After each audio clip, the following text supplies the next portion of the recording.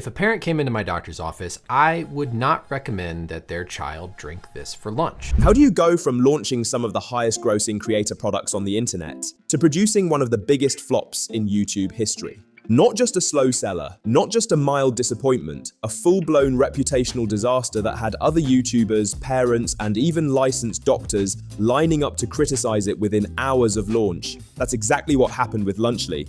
Kids need energy to function, and calories give them that energy. Lunchly turkey contains only 230 calories, which would mean a kid would need to eat about 2.7 portions to consume enough calories. And if they did that, they'd get nearly 1,300 milligrams of sodium, which is also significantly over the USDA standards. So they'd be either under-eating calories or overeating sodium.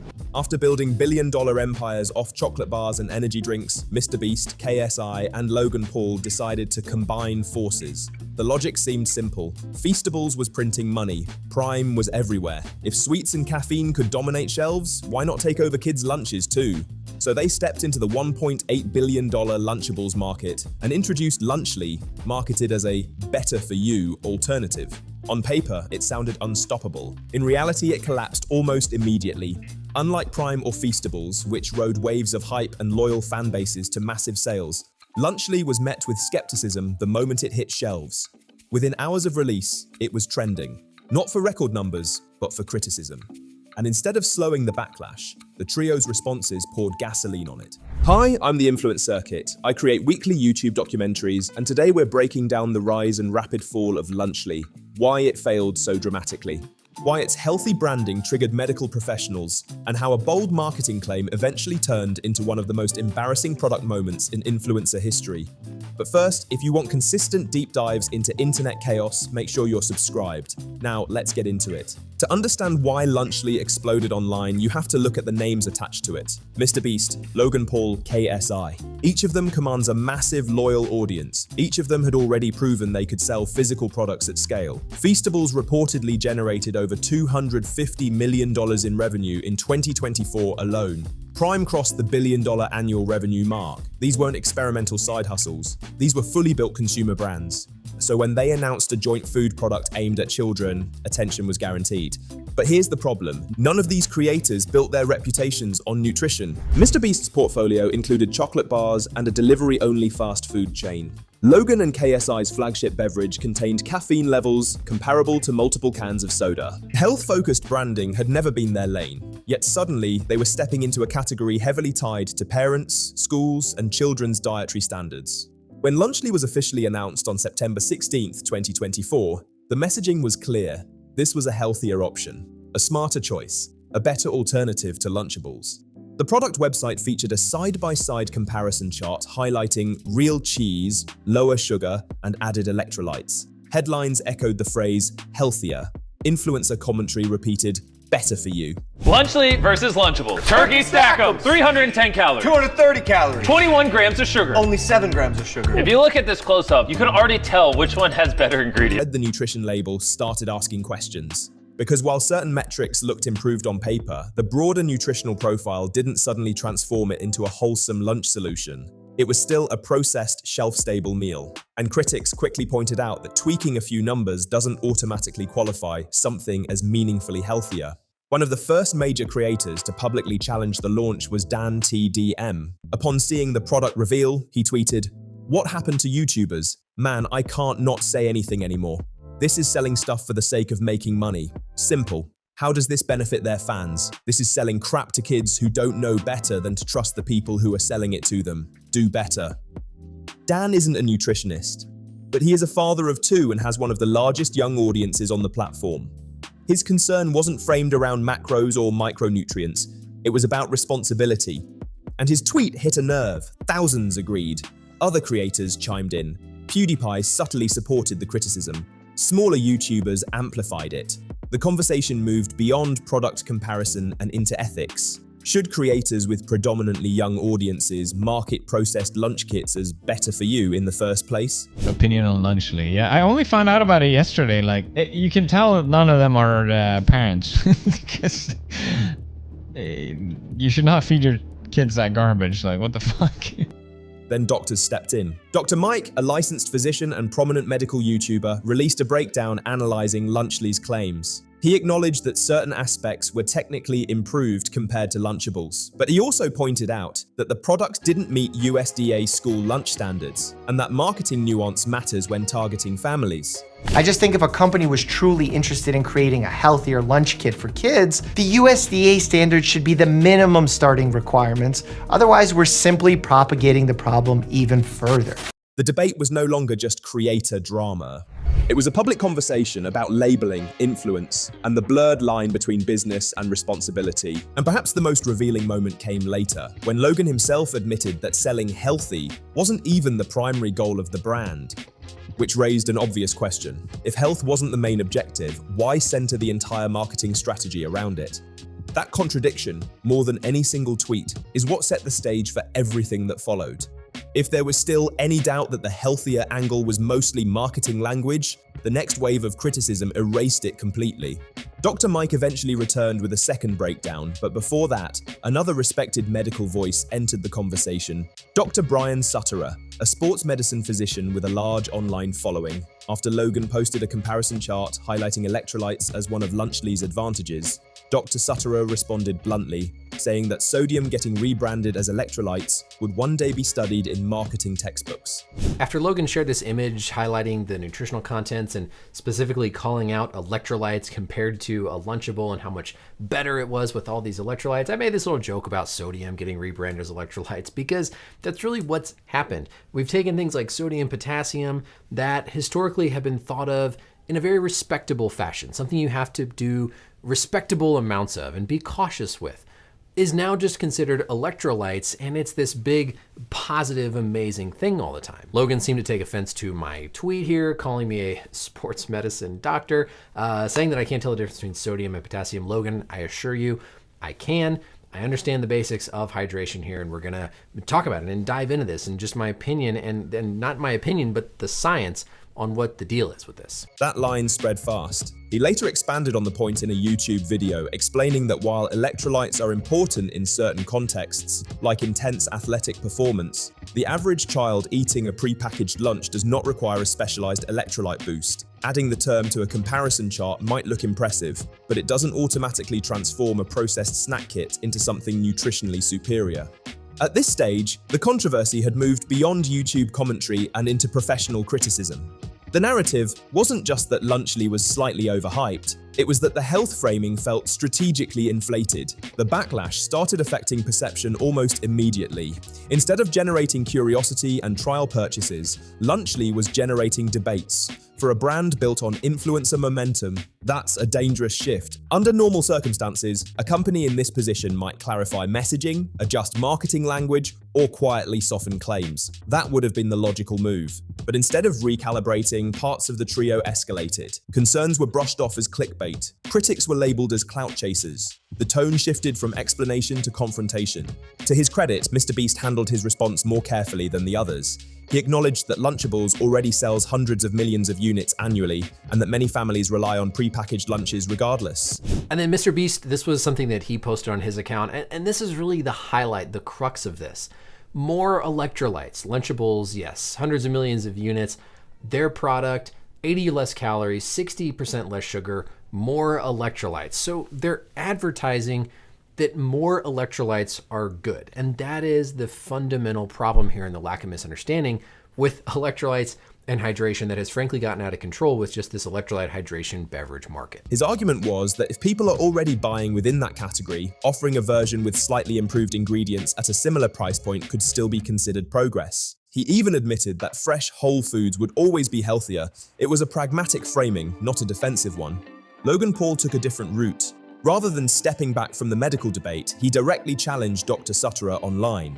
He argued that critics were confusing sodium and potassium, implying that the medical pushback misunderstood the product's formulation. At one point, he escalated to calling the doctor an idiot. That exchange did not go in his favor. Dr. Sutterer responded calmly, pointing out the irony of a professional wrestler debating a sports medicine doctor about electrolyte science. When he followed up with a detailed video explaining electrolyte balance and dietary context, most viewers concluded the argument wasn't close. The optics were clear: a licensed physician explaining nutrition versus an influencer defending branding language. We have our snacks and our energy drink, none other than the greatest meals in the world. Lunchly, of course, we have the turkey, cheese, and cracker stack. Also the Fiesta Nachos, my personal favorite. Love. Meanwhile, KSI approached the situation from a completely different angle.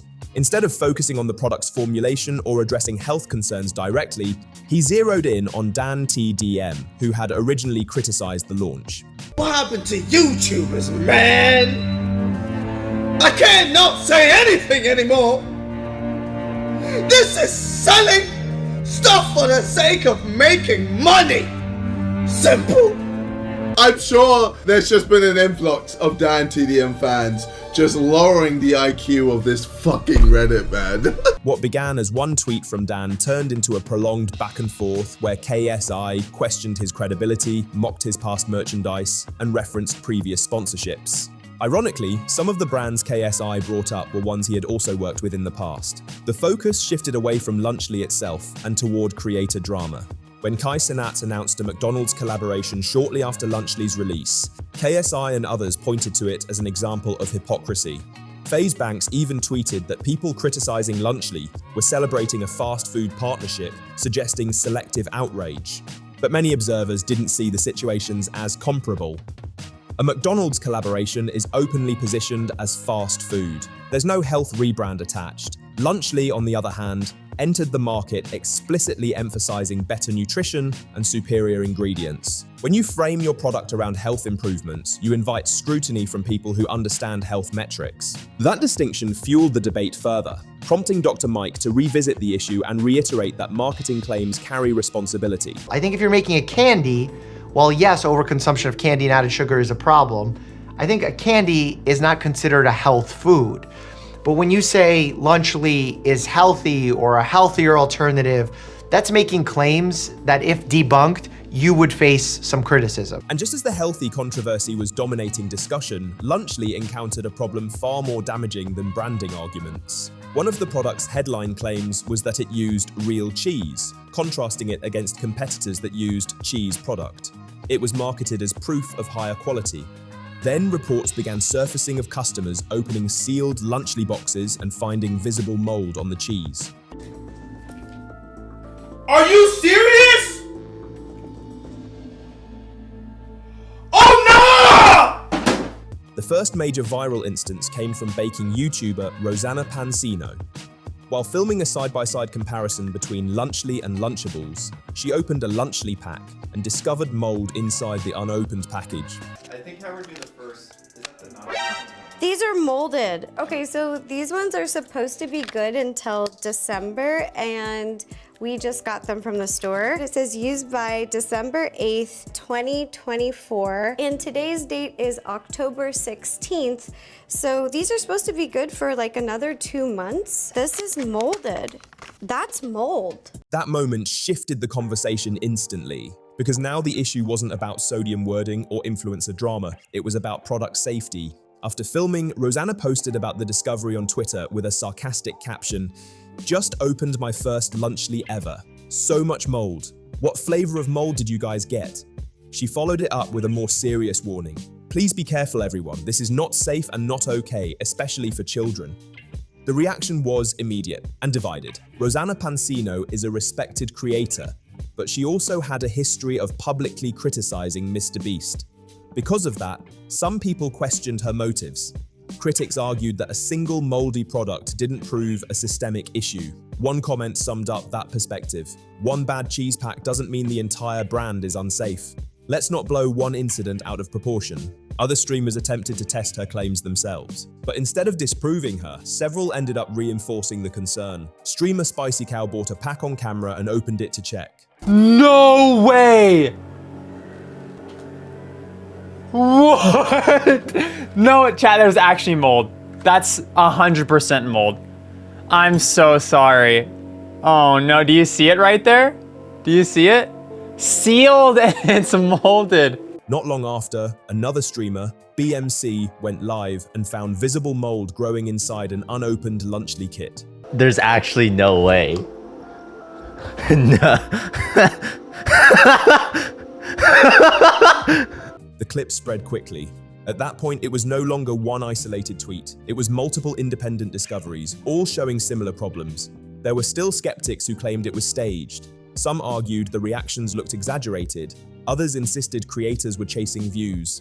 But as more reports surfaced across social media, the skepticism began to weaken. Eventually, the situation escalated enough that the FDA confirmed it had been notified of complaints, including reports of people feeling sick after consuming the product. Now, finding mold in a pre-packaged product does not automatically mean there was intentional negligence. Supply chains are complex. Storage conditions can vary. In an interview, MrBeast suggested that factors outside direct control, such as distribution or shelf conditions, could contribute to spoilage issues.